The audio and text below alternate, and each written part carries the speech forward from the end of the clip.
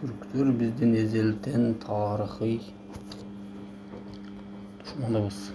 Барсбек Каганды өлтүргөн колук амал-көйлүк менен уктап жатканда кыска жол менен келип бүт кырып өлтүрүп тынышкан. Кагандыкты талкалаган. Ал замандар өттү кетти, жаңы заман, азыркы заман десек, азыр мына кечеги эле баткен окуяларын изилдеп келсек, ошол жерден да иликтөөдөн табасыңар. Түрктүн куралдары тажиктердин колдонгон куралдары болуп чыгат. Ирандын куралдары чыгат. Кайсыл жолдор менен, кайсыл мамлекеттер менен кирген айдан ачык көрүнүп калат.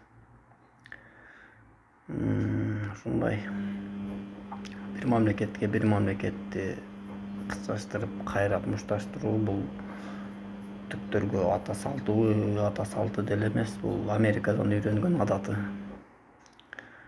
Ошондой Иран дагы ошолордун катарына кирип турган азыр 4-чү диктатордук өлкө. Анын колунан да жакшылык келбейт. Перске айланып бараткан. Көрүнүштү бизде токтотушубуз керек. Перстер демек Иран диктаторлук өлкө. Орусия, Кытай, АКШдан кийинки 4-чү диктаторлук өлкө Иран. Бирок Ирандын диктаторлугу да узакка созулбайт.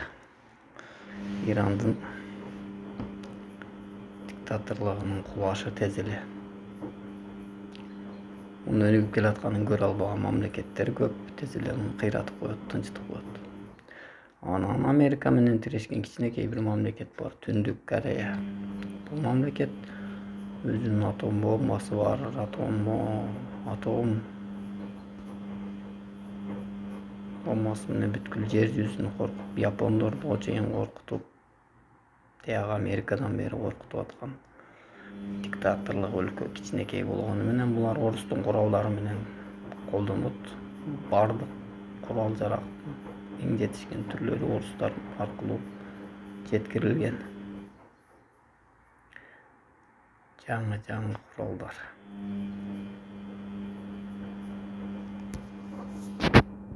Демек, бизде дагы орустун эски куралдары, тажиктерде дагы орустун эски куралдары, бирок алардын үстөмдүгү байкадыңарбы? Танкаларды кандай узактыктан аныктык менен уруп атат, анык тийгизип атат. Бул Иран менен түрктөрдүн гана куралдары.